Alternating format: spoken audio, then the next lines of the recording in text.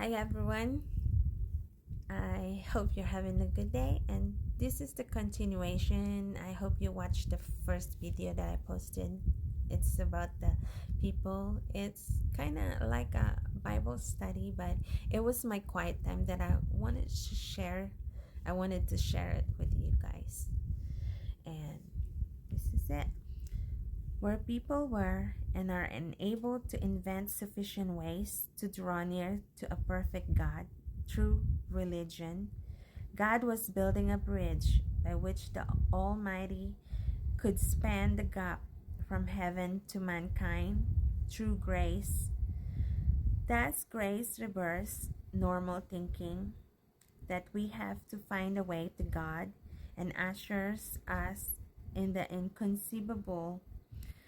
God makes a way to us. So you might be asking if salvation is coming in the next act of the story.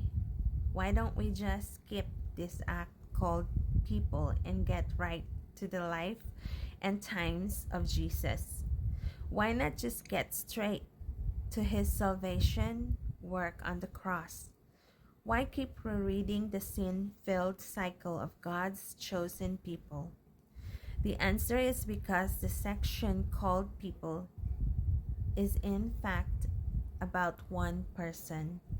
And in studying the Old Testament according of God's relationship with his chosen people, we see at least 7 key things about God. The Old Testament gives us a glimpse into God's glory. That's number 1. God is not like mankind. Though he created us in his image, God alone is holy. He is other. He is altogether on an entirely different planes than humans, not just a little bigger. Mankind does not look at God eye to eye. God stoops from the heights of heaven to make himself known to humanity. And when he reaches down to show us who he is, he leads with his glory. The Hebrew word for glory in much of the Old Testament can be translated as weight. To put it mildly and a bit figuratively, God is heavy. His righteousness, perfection, brilliance, and radiant beauty span galaxies and cause the earth to shudder. Lightning and thunder proceed from his throne.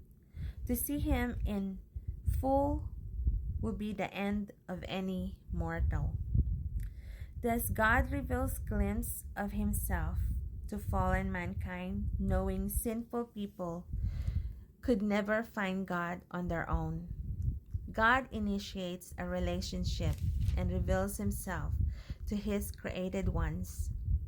And when God shows up to engage mankind, his glory follows. Whether a burning bush through which he spoke to Moses, and a cloud by day and a fiery pillar at night to lead them, or a cloud that descended from heaven to envelop the place where Moses encountered God on behalf of the people, God displayed his glory to the Israelites. Let's continue this on the other video again. I hope it encouraged you, because when I read this, it encouraged me. I opened my heart to the Lord. And see you on my next videos. God bless.